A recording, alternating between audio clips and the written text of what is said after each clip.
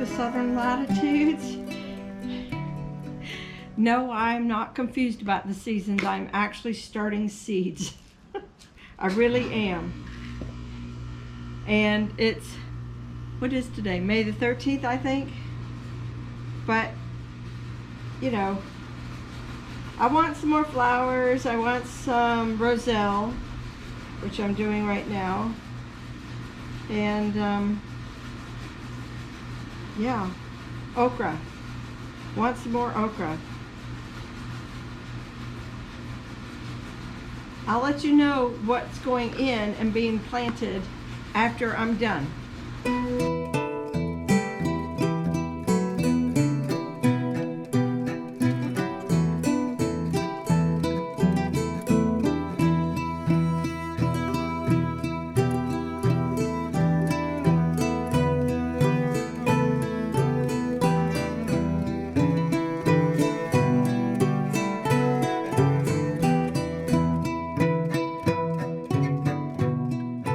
Hey, okay, so I'm really not outside too much today.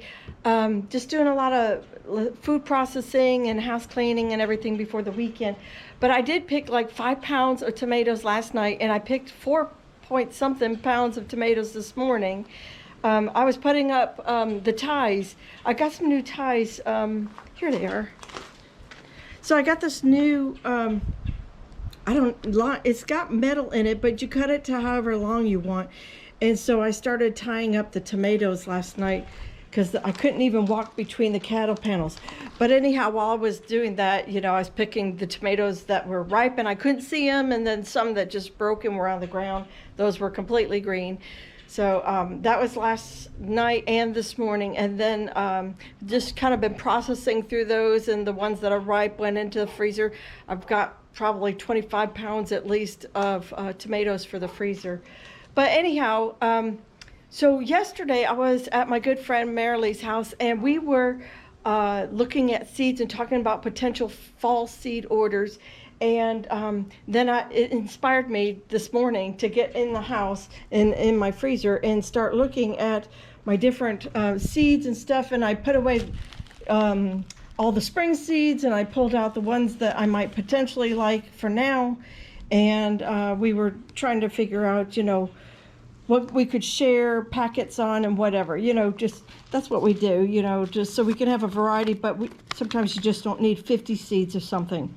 So anyhow, this, and I had picked up this, maybe 6 weeks ago or so.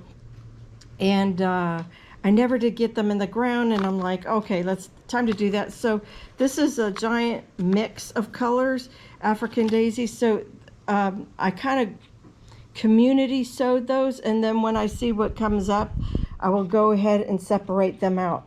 But that's African daisy. I have other kind of Roselle, the fat calyx, if that's the actual appropriate name. But then I have the regular thin calyx. So I did 2 rows of that because I still want to get that coming along, and I'm late on everything. Lemon bee balm is in here. That's old seed, and I got to grab yesterday's seed that we exchanged on. Blanket flower, I kind of left it, you know, lightly sown, just so it doesn't blow away, but it has light to germinate. So that's blanket flower times 2. I saved that seed from like last year. And then okra. This is old okra from 2019, so there might be jambalaya, there might be burgundy, there could be Clemson spineless in there. I don't know, just kind of testing to see if any of that comes up. I tried cumin a long time ago. My seed was really old, so I'm going to try cumin once again, just see how it goes. And then holy basil in this row. And then my tried and true Clemson spineless okra in this row. Then next to it was the borage. Oops, my screen went dark. So blue borage, which I was going to buy seed of, and then I found all the seeds, so I don't have to buy it. Persian basil. Here, hold on. So there's Persian basil.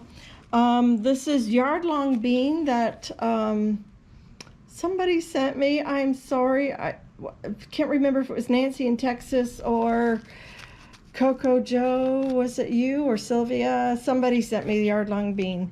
And then I do know that Coco Joe from Instagram, that's just what her name is, she did send me this apple melon, and I never did remember to start the seed and find the seed. A lady in Tampa sent me goldenrod, and don't tell Jack if you see Jack. I think he's allergic to it, but I might put it like in the outskirts or something just for bees in the fall. Then the toothache plant, I don't know if you've seen this. I had one surviving perennial, and then the rest all died. But Teresa, if you're watching this, some of these will be for you. And years and years ago, a neighbor gave me a moonflower seed. So we have one moonflower seed in here. I thought I would try tarragon again. And this time I'm going to let light. Ooh, there's a little bit of blank. What is that? That goldenrod already blue. Ooh, we got to push you down. Hold on. Interruption. The goldenrod already blew into the tarragon. No, don't do that anymore. So I did tarragon. Not the French one that has to be, from cuttings. So anyhow, this is the seed one. So I don't remember which variety that is, but when I was looking up tarragon, there's one that you can't do from seed and one you can't. So this is the seed variety one. And then sage, broadleaf sage, which is right here. And there's the tarragon. No, I didn't write down which variety it was. So while I was putting up the other trays, I saw a couple more seed packets. So let me explain or tell you what I got. So I have a bunch of lemonade, apricot lemonade cosmos. I used to have them in the front island garden and saved the seed from that. And then Mexican daisies, which I put was zinnia-like, but no color. So they're in there. And then these will direct sow. So these are the Queen Anne black-eyed peas. So I have a bunch of these in another bag full somewhere in here. And there's the Alabama butter beans. So I got a lot of Alabama butter beans. This will go on the trellis, and this can go sort of like bush form on the ground, in a row or on irrigation, something like that. So that concludes the summer sowing, I believe. This is kind of where I just store stuff. Now, these won't fit in here. Oh, no, don't want to risk that. But I wonder, can you guys fit in there? Yes, African daisies can go in there. Look, I have a dying ground cherry in there. This is the physics plant. And one day I'll get to talk about those. I never did do a video on them. Somebody gave me seed, a good friend, one of my senior citizen friends, and she and I were in choir for Christmas together. And so I got good, like 5 of them to germinate. That's a weed. But there's also some ground cherries in there. That's funny. Let's see. And then chaya. I think the chaya is going up for sale. I thought I was gonna keep it for my yard, but I changed my mind. And then there's the other seed. Let me show you quickly before I let you guys go. Couple things. Oh, we're gonna do a video on the apples. So I've been saving different videos from when I had my lesson and when I then grafted here. So I want to present all that to you in a single video. But okay, right this second, see? You see the little green tie right there? It's so awesome. I walked right in with like a handful, well, 3 handfuls of them, and you just tie them up and they should last. They're like rubber coated wire, I guess, but they're real easy to cut through with the scissors. And then I tied up the whole thing, and I found all sorts of tomatoes on the ground. Some rotted, some not, some green, some red, a little bit of everything. But it was nice to be able to walk through there because I haven't been able to get through the center. And I was looking for hold on, you guys look dirty. I was looking for some Salvador Selects that I know I put in there, but I don't see any tomatoes that look just like a Salvador Select. So, oh, okay, and that, Oh man, am I squirreling. But so I didn't find the Salvador Select in there, and I know they're in somewhere right in this area. Cannot find them. I don't see anything that looks like what I'm supposed to be growing there. Now, here's something else weird. This, like 4 or 5, were all supposed to be Dr. Waishi yellow tomatoes. I definitely have one in the front. A couple looked kind of funny, right? They're coming out oval, shaped like an egg, and they have little bit of brown shoulders or you know, red shoulders, whatever you want to call them. And let's see, I don't have any red ones because I picked them all this morning, but they are going red, and they have a little bit of a yellow stripe in them. I'll throw a picture up because I did take pictures. Now look what's going on here. Do you see this? Now my oval shape tomato from here that goes red is now officially squatting out. If it was an onion, I'd call it a granix. It's flattening out, and it's got the dark shoulders, and but what is that? It could be, I don't think it's no, it shouldn't be. My black brandy wines were from this tag over, so yes, it's not a black brandy wine. This comes out of this spot down here.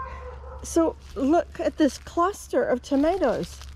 This one is egg-shaped and going red, and this 2 are flattened. I don't know what is going on with my tomatoes. Can somebody explain this scientifically to me? What is going on? I have no idea. My yellow large heirloom tomato is not very heirloom. This looks like something from Wild Boar, and I can't remember the name off the top of my head. It was long and complicated, but anyhow, it looks like a Wild Boar plant. Not at all a Dr. Waishi, or Weish, however you say it. And then this, on the same exact cluster, I have 2 different shapes. I don't know, I'm getting some cross-pollination, maybe? I really don't know. It's so bizarre to me. Y'all, gardening is just always exciting and a mystery, and you're learning something new, and then of course it throws you off with cross-pollination and weird junk. And oh my goodness, it always is exciting to come out here and see what I'm growing and what has ripened and what I can harvest and make food out of. And of course, now I guess we're gonna have an experiment all summer to see if I can start seeds in the middle of May and grow them through the summer. We'll see. If not, you know, it was just sitting in a box anyhow. So you guys, thank you for watching. Take care, God bless, and I'll see you in the next video. Bye-bye.